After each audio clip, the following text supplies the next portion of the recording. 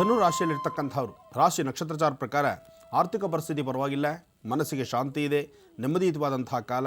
ಯಾವುದೇ ಒಂದು ಕೆಲಸಗಳನ್ನು, ಯಾವುದೇ ಒಂದು ಪ್ರವೃತ್ತಿಯನ್ನು ಸಹಿತ ಶೀಘ್ರವಾಗಿ ಸಿದ್ಧಿಸಿಕೊಳ್ಳುವಂಥ ಒಂದು ಮನಸ್ಥಿತಿ. ಇವತ್ತು ಸಣ್ಣ ಮಕ್ಕಳಿಂದ ಹಿಡಿದು ವಯಸ್ಸಾಗಿರ್ತಕ್ಕಂಥ ವೃದ್ಧರವರೆಗೂ ನಿಮ್ಮದೇ ಆದಂತಹ ಒಂದು ಅಭಿರುಚಿ, ನಿಮ್ಮದೇ ಆದಂತಹ ಒಂದು ಪರಿಸ್ಥಿತಿ, ನಿಮ್ಮದೇ ಆದಂತಹ ಒಂದು ಮನಸ್ಥಿತಿಯಲ್ಲಿರ್ತೀರಿ. ಆ ಮನಸ್ಥಿತಿಗೆ ತಕ್ಕನಾಗೆ ಭಗವಂತ ನಿಮಗೆ ಆಶೀರ್ವದಿಸ್ತಾನೆ, ಹೆಚ್ಚಿನ ಫಲವನ್ನು ಸಿದ್ಧಿಪಡಿಸ್ಕೊಳ್ತೀರಿ. ಇವತ್ತು ಧನು ರಾಶಿಯಲ್ಲಿರ್ತಕ್ಕಂಥವರು ಮನೆಯಿಂದ ಆಚೆ ಹೊರಡುವಂತಹ ಕಾಲ. ಮನೆ ದೇವರ ಪ್ರಾರ್ಥನೆ, ತಂದೆ ತಾಯಿ ಆಶೀರ್ವಾದ, ನಿಮ್ಮ ಮನೆಯ ಪ್ರಧಾನ ದ್ವಾರವನ್ನು ಮುಟ್ಟಿ ನಮಸ್ಕಾರ ಮಾಡಿಕೊಂಡು ನಂತರ ಆಚೆ ಹೊರಡುವಂಥದ್ದು ಬಹಳಷ್ಟು ಒಳ್ಳೆಯದು. ಹಾಗೆ ದೂರಭಾರ ಪ್ರಯಾಣ ಹೊರಡಬೇಕಾದಂಥ ಪ್ರಸಂಗ ಇದ್ದರೆ ಒಂದು ದಿವಸದ ಮಟ್ಟಿಗಾದರೂ ನಿಮ್ಮ ಪ್ರಯೋಗವನ್ನು, ನೀವು ದೂರಭಾರ ಹೊರಡುವಂತಹ ಆ ಪ್ರಯಾಣವನ್ನು ಸ್ವಲ್ಪ ನಿಷೇಧಿಸ್ತಕ್ಕಂಥದ್ದು, ನಿಲ್ಲಿಸ್ತಕ್ಕಂಥದ್ದು ಭಾಳ ಉತ್ತಮ. ಇವತ್ತು ಹೊರಡುವಂಥ ಪ್ರಯಾಣವನ್ನು ನಾಳೆಗೆ ಹಾಕ್ಕೊಳ್ಳಿ, ಮತ್ತಷ್ಟು ಲಾಭವನ್ನು ಕಾಣ್ತೀರಿ. ಒಳ್ಳೆಯದಾಗಲಿ. ಇನ್ನು ಕಡೆಯ 3 ರಾಶಿಗಳ ದಿನ ಭವಿಷ್ಯ ಹೇಗಿದೆ ಅಂತ ತಿಳ್ಕೊಳ್ಳೋಣ ಗುರುಜಿಯವರಿಂದ. ಮುಂದಿನ ಭಾಗದಲ್ಲಿ ಬನ್ನೀಗ ಮತ್ತಷ್ಟು ಕರೆಗಳು ಸಿದ್ಧವಾಗಿದೆ, ಮಾತಾಡ್ಸೋಣ. ಹಲೋ ಹಲೋ, ನಮಸ್ತೆ. ನಮಸ್ತೆ. ನಿಮ್ಮ ಹೆಸರು? ಹೇಮಲತಾ ಅಂತ, ಮೈಸೂರಿಂದ. ಯಾರ ಬಗ್ಗೆ ಮಾತಾಡ್ತೀರಮ್ಮ? ನನ್ನ ಬಗ್ಗೆನೇ ಕೇಳಬೇಕಿತ್ತು. ಸರಿ, ಮಾತಾಡಿ. ಹಲೋ. ಹಲೋ, ನಮಸ್ತೆ ಗುರುಜಿ. ನಮಸ್ತೆ ತಾಯಿ, ಹೇಳಮ್ಮ. ಚೆನ್ನಾಗಿದ್ದೀರಾ ಗುರುಜಿ? ಚೆನ್ನಾಗಿದ್ದೀರಮ್ಮ. ಗುರುಜಿ, ನನ್ನ ಬಗ್ಗೆನೇ ಕೇಳಬೇಕಾಗಿತ್ತು. ಹೇಳಮ್ಮ.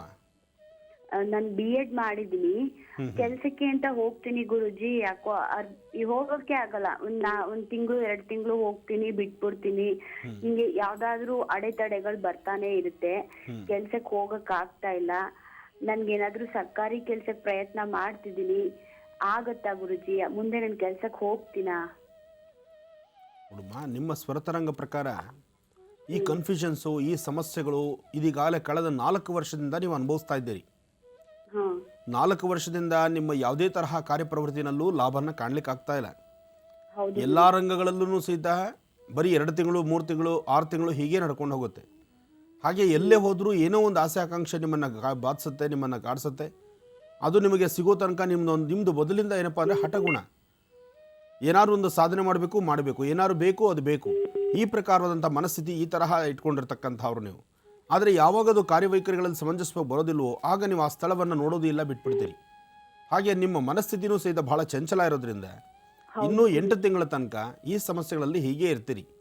ಇನ್ನು 8 ತಿಂಗಳು ಕಳೆದ ಮೇಲೆ ಸ್ವಲ್ಪ ಮಟ್ಟಿಗೆ ಸುಧಾರಣೆ ಆಗುವಂಥದ್ದು. ಹಾಗಂತ ಸರ್ಕಾರಿ ಉದ್ಯೋಗ ಅಥವಾ ಉದ್ಯೋಗದಲ್ಲೇ ಜೀವನ ಪ್ರವೃತ್ತಿ ನಡೆಯುವಂಥದ್ದ ಇದು ಬಹಳಷ್ಟು ಕಡಿಮೆ ಅನಿಸುತ್ತೆ. ಯಾಕೆಂದರೆ ನಿಮ್ಮ ಸ್ವರತರಂಗದಲ್ಲಿ ಪ್ರಸ್ತುತ ಚಂದ್ರ ಇರ್ತಕ್ಕಂಥ ಆಸ್ಥಾನ ಹಾಗೂ ಗುರು ಇರ್ತಕ್ಕಂಥ ಆಸ್ಥಾನ ಅಷ್ಟು ಸಮಂಜಸವಾದಲ್ಲ.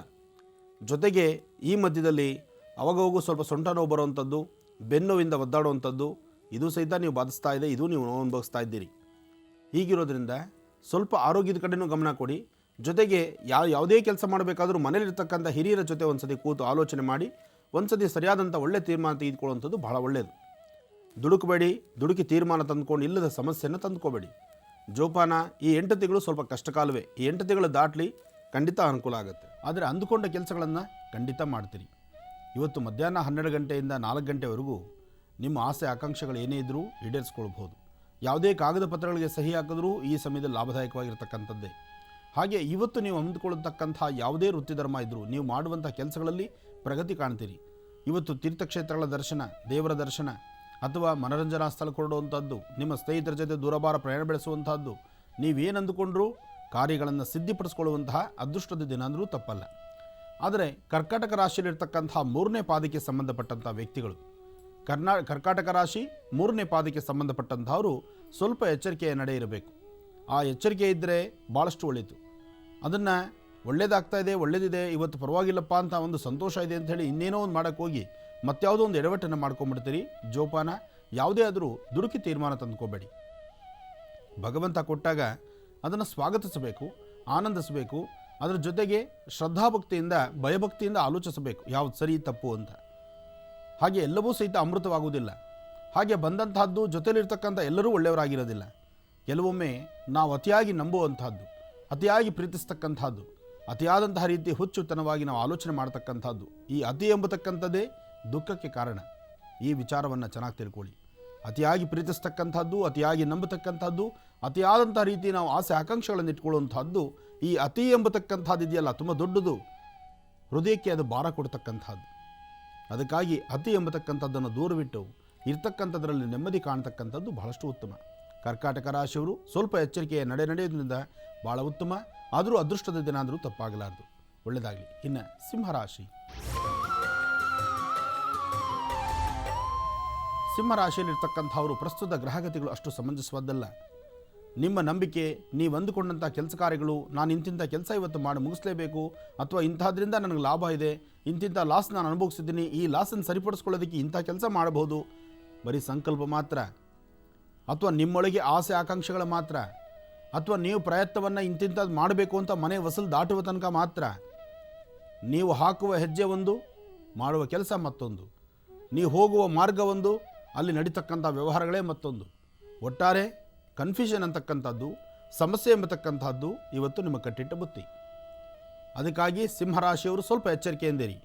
ಸಿಂಹರಾಶಿಯವರು ಇವತ್ತು ಯಾವುದೇ ಕೆಲಸ ಕಾರ್ಯ ಮಾಡಬೇಕಾದರೂ ನಿಮ್ಮ ಮನೆ ದೇವರ ಪ್ರಾರ್ಥನೆ, ನಿಮ್ಮ ನಂಬಿಕೆ ಜೊತೆಗೆ ಕಾಯಕವೇ ಕೈಲಾಸ. ಮಾಡುವ ಕೆಲಸವನ್ನು ಶ್ರದ್ಧೆಯಿಂದ ಮಾಡಿ. ಆ ಶ್ರದ್ಧೆಯಿಂದ ಮಾಡುವ ಕೆಲಸಕ್ಕೆ ಭಗವಂತನ ಆಶೀರ್ವಾದ ಇದೆ. ಜೊತೆಗೆ ಸಿಂಹರಾಶಿಯಲ್ಲಿರ್ತಕ್ಕಂಥವರು ಇವತ್ತಿನ ದಿವಸ ನಿಮ್ಮ ಬಾಲ್ಯ ಸ್ನೇಹಿತರು, ಅಥವಾ ನಿಮ್ಮ ಹಳೆಯ ಒಂದು ಸ್ನೇಹ ಇರತಕ್ಕಂಥವರು, ಅಥವಾ ನಿಮ್ಮ ಅಣ್ಣ ತಮ್ಮಂದರು, ನಿಮ್ಮ ಕುಲಬಾಂಧವರು, ಇಂಥವರಿಂದ ಇನ್ನಷ್ಟು ವಿಶೇಷವಾಗಿರ್ತಕ್ಕಂಥ ಮಾಹಿತಿಗಳನ್ನು, ಕೆಲಸ ಕಾರ್ಯಗಳ ಬಗ್ಗೆ ನೀವು ಚಿಂತನೆ ಮಾಡ್ತೀರಿ. ಆದರೆ ಇದರ ಲಾಭವನ್ನು ಪಡಿಬೇಕಾದರೆ, ಇದರಿಂದ ಒಂದಿಷ್ಟು ಒಳಿತನ್ನು ಕಾಣಬೇಕಾದ್ರೆ ಸರಿಸುಮಾರು ಸಂಜೆ 5:30 ನಂತರ, 5:30ಯಿಂದ 7 ಗಂಟೆ ತನಕ ಒಂದಿಷ್ಟು ಒಳಿತನ ಇದೆ. ಆ ಒಂದಿಷ್ಟು ಒಳಿತಿರತಕ್ಕಂಥ ಆ ಕಾಲದಲ್ಲಿ ತಾಯಿ ಮಹಾಲಕ್ಷ್ಮಿನ ಪ್ರಾರ್ಥನೆ ಮಾಡಿ, ನಿಮ್ಮ ಧರ್ಮಕ್ಕೆ ಸಂಬಂಧಪಟ್ಟಂಗೆ, ನಿಮ್ಮ ನಂಬಿಕೆಗೆ ಸಂಬಂಧಪಟ್ಟಂಗೆ. ಯಾಕೆಂದರೆ ದೇವರ ಪ್ರಾರ್ಥನೆ ಸಿಂಹರಾಶಿಯಲ್ಲಿರ್ತಕ್ಕಂಥ ಎಲ್ಲರೂ ಮಾಡಲಿಕ್ಕಾಗುವುದಿಲ್ಲ. ಯಾಕೆಂದರೆ ನಾನು ಎಂಬತಕ್ಕಂಥದ್ದು ತುಂಬಿ ತುಳುಕುವಂಥ ರಾಶಿ. ಅದಕ್ಕೆ ನಾವು ಪಟ್ಟು ಹೇಳಬೇಕಂದ್ರೆ ಇಲ್ಲಿ ಆಸ್ತಿಕರು ನಾಸ್ತಿಕರಿಬ್ಬರು ಇದ್ದಾರೆ. ಇರ್ತಕ್ಕಂಥದ್ದು ಬರೀ 27 ನಕ್ಷತ್ರ, 12 ರಾಶಿ, 9 ಗ್ರಹ, 7 ದಿವಸ. ಇದಿಷ್ಟರಲ್ಲಿ ಲಕ್ಷಾಂತರ ಕೋಟ್ಯಾಂತರ ಜನ ಇದ್ದಾರೆ. ಆ ಅಷ್ಟೂ ಜನಕ್ಕೂ ಡಿವೈಡ್ ಆಗಿರುತ್ತೆ ಈ ನಕ್ಷತ್ರ ರಾಶಿಗಳು. ಹಾಗಾಗಿ ಆನಂದ್ ಗುರೂಜಿಯವರು ಹೇಳುವಂತಹ ಭವಿಷ್ಯದಲ್ಲಿ ಎಲ್ಲರಿಗೂ ಒಂದೇ ಸಮ ಆಗುತ್ತಾ? ನಾನು ಹೇಳುವ ಇಷ್ಟೂ ರಾಶಿ, ಇಷ್ಟೂ ಫಲದಲ್ಲೂ ಒಂದೊಂದು ಅಕ್ಷರಗಳಷ್ಟು ರಾಶಿ ಫಲ ಒಬ್ಬೊಬ್ಬರಿಗೆ ತಗಲುತ್ತೋ, ಅಥವಾ ಆಗದಿರಬಹುದು, ಅಥವಾ ಆಗುವಂಥದ್ದಿರ್ಬೋದು, ಇದನ್ನೇ ನಂಬಿ ಬದುಕುವಂಥವ್ರು ಇರ್ಬೋದು, ಅಥವಾ ಇದನ್ನು ಕೈಬಿಟ್ಟು ನಡೀತಕ್ಕಂಥವ್ರು ಇರಬಹುದು. ಒಟ್ಟಾರೆ ನಮ್ಮ ಜ್ಞಾನ, ನಮ್ಮ ಬುದ್ಧಿ ನಮ್ಮ ಕೈಲಿರಬೇಕು. ನಾವು ಮಾಡುವಂತಹ ಕೆಲಸ ಧರ್ಮ ಮಾರ್ಗದಲ್ಲಿರಬೇಕು. ಇನ್ನೊಬ್ಬರಿಗೆ ಮನುಷ್ಯರು ಸರಿಸಮಾನವಾದಂಥ ಹಕ್ಕಿದೆ ಈ ಪ್ರಪಂಚದಲ್ಲಿ ಬದುಕೋಕ್ಕೋಸ್ಕರ. ನಾನೊಬ್ಬ ಚೆನ್ನಾಗಿರ್ಲಿಕ್ಕೋಸ್ಕರ ಪಕ್ಕದ ಮನೆಯವ್ರನ್ನ ಹಾಳು ಮಾಡ್ತಕ್ಕಂಥದ್ದು, ಇನ್ನೊಬ್ಬರನ್ನ ದೂಷಣೆ ಮಾಡ್ತಕ್ಕಂಥದ್ದು, ಇನ್ನೊಬ್ಬರನ್ನ ದೂರ ತಳ್ಳತಕ್ಕಂಥದ್ದು ಸಮಂಜಸವಲ್ಲ. ನಾವೆಲ್ಲರೂ ಈ ಪ್ರಪಂಚದಲ್ಲಿ ಬದುಕಬೇಕು. ನಮ್ಮೆಲ್ಲರ ಕಾಯಕ ಮುಗಿದ ತಕ್ಷಣ ದೀಪ ಆರಿತು ನಮ್ಮ ಪ್ರಯಾಣ ಬೆಳಿಬೇಕು. ಅದಕ್ಕಾಗಿ ಸಿಂಹರಾಶಿಯವರು ಸಮಾಧಾನದಿಂದ, ತಾಳ್ಮೆಯಿಂದ ನೀವು ಸಂಪೂರ್ಣವಾದಂಥ ಒಳ್ಳೆಯ ಒಂದು ವರ್ತನೆ ಇಟ್ಕೊಂಡ್ರೆ ಖಂಡಿತ ಭಗವಂತ ನಿಮ್ಮನ್ನು ಕಾಪಾಡ್ತಾನೆ. ಒಳ್ಳೆಯದಾಗಲಿ. ಇನ್ನು ಕನ್ಯಾ ರಾಶಿ. ಕನ್ಯಾ ರಾಶಿಯಲ್ಲಿರ್ತಕ್ಕಂಥವ್ರು ರಾಶಿ ನಕ್ಷತ್ರಚಾರ ಪ್ರಕಾರ ಗುರು ಮತ್ತು ಚಂದ್ರ ಇರ್ತಕ್ಕಂಥದ್ದು, ಬುಧ ಮತ್ತು ಶುಕ್ರ ಇರ್ತಕ್ಕಂಥ ಆಸ್ಥಾನ ಚೆನ್ನಾಗಿದೆ. ಇದಕ್ಕಾಗಿ ತಾವು ಅಂದುಕೊಂಡಂತಹ ಕೆಲಸ ಕಾರ್ಯಗಳನ್ನು ಬಹಳ ಅರ್ಥಗರ್ಭಿತವಾಗಿ ಮಾಡ್ತೀರಿ. ಯಾವುದೇ ವೃತ್ತಿ ಧರ್ಮದಲ್ಲಿರ್ತಕ್ಕಂಥವ್ರು ಯಾವುದೇ ಕೆಲಸ ಕಾರ್ಯಗಳನ್ನು ಮಾಡಬೇಕಾದರೂ ನಿಮ್ಮ ಕೆಲಸಗಳಲ್ಲಿ ಯಶಸ್ಸನ್ನು ಕಾಣುವಂತಹ ದಿನ. ಕನ್ಯಾ ರಾಶಿಯಲ್ಲಿರ್ತಕ್ಕಂಥವ್ರು ನಿಮ್ಮ ಆರ್ಥಿಕ ಪರಿಸ್ಥಿತಿಯನ್ನು ಅಭಿವೃದ್ಧಿಪಡಿಸ್ಕೊಳ್ಳೋಕ್ಕೋಸ್ಕರ, ಮನಸ್ಸನ್ನು ಶಾಂತಿ ನೆಮ್ಮದಿಯಾಗಿಟ್ಕೊಳ್ಳೋಕ್ಕೋಸ್ಕರ ನೀವು ದೂರಭಾರ ಪ್ರಯಾಣದ ಬಗ್ಗೆನೂ ಚಿಂತನೆ ಮಾಡ್ತೀರಿ. ಮಾಡುವ ಕೆಲಸಗಳಿಗೆ ಮತ್ತಷ್ಟು ಬೇರೆ ಬೇರೆ ಕೆಲಸಗಳು ಮಾಡಬೇಕು ಅನ್ನೋ ಸಂಕಲ್ಪ ತಂದುಕೊಳ್ತೀರಿ. ಈಗಿರ್ತಕ್ಕಂತಹ ವರಮಾನ ಸಂಪಾದನೆಗೆ ಮತ್ತಷ್ಟು ಹೆಚ್ಚು ಸಂಪಾದಿಸಲಿಕ್ಕೋಸ್ಕರ 180 ಥರ ಆಲೋಚನೆಗಳು ಮಾಡ್ತೀರಿ. ಆಲೋಚನೆಯಾಗೇ ಇರ್ತೇವೆ ವಿನಃ ಕಾರ್ಯಗತಿಗೆ ಬರೋದಿಲ್ಲ. ಕಾರಣ ನೀವು ನಿಮ್ಮ ಹತ್ತಿರದಲ್ಲಿರ್ತಕ್ಕಂಥ ಆತ್ಮೀಯರು, ನಿಮ್ಮ ಸ್ನೇಹಿತರು, ಬಂಧು ಬಳಗ, ಅಥವಾ ಇನ್ನೊಬ್ಬರು ನಿಮ್ಮ ಮಾರ್ಗದರ್ಶಕರು ಯಾರು ಏನೇ ಹೇಳಿದ್ರು ನಿಮ್ಮ ತಲೆಗೆ ಹಚ್ಚಿ ನೀವು ಅದನ್ನು ಮುಂದೆ ನಡೆಸುವಂಥದ್ದು ಸ್ವಲ್ಪ ಕಷ್ಟ. ಕಾರಣ ಪ್ರಸ್ತುತ ಗ್ರಹಗತಿಗಳು ಅಷ್ಟು ಸಮಂಜಸವಾದ್ದಲ್ಲ. ಸ್ವಲ್ಪ ಎಚ್ಚರಿಕೆಯ ನಡೀತಕ್ಕಂಥದ್ದು ಬಹಳ ಒಳ್ಳೆಯದು. ಸಾಧ್ಯವಾದರೆ ಹನುಮನ ಮಂದಿರಕ್ಕೆ ಹೊರಟು ಮನೋಜವಂ ಮಾರುತದಲ್ಲೇ ವೇಗಂ ಜಿತೇಂದ್ರಿಯಂ ಬುದ್ಧಿಮತಾಮರಿಶಂ ವಾತಾತ್ಮಜಂ ವಾನವೃತ ಮುಖ್ಯಂ ಶ್ರೀರಾಮದೂತಂ ಶಿರಸಾ ನಮಾಮಿ, ಈ ಪ್ರಕಾರವಾಗಿ ಹನುಮನ ಪ್ರಾರ್ಥನೆ ಮಾಡಿ ಆಂಜನೇಯ ಸ್ವಾಮಿಯ ಆಶೀರ್ವಾದ ಪಡೆಯೋದರಿಂದ ಕನ್ಯಾ ರಾಶಿಯವರಿಗೆ ಒಂದಿಷ್ಟು ಒಳಿತನ್ನು ಕಾಣಬಹುದು. ಒಳ್ಳೆಯದಾಗಲಿ.